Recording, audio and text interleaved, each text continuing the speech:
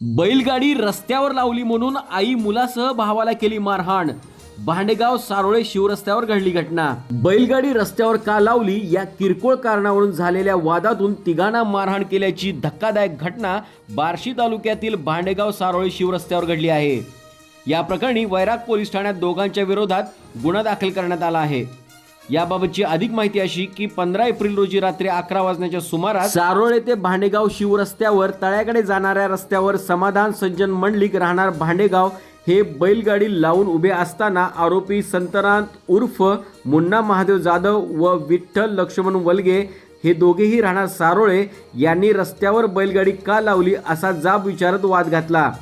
वाद चिघळल्यानंतर आरोपींनी शिवीगाळ करत समाधान मंडलिक यांना पकडून ठेवत त्यांना व त्यांच्या आई चतुरा यांना काठीने मारहाण केली। दरम्यान मध्यस्थी करण्यासाठी आलेल्या आकाश मंडलिक याच्या गालावर विठ्ठल वलगे याने लोखंडी पाईपने वार करून त्याला जखमी केले।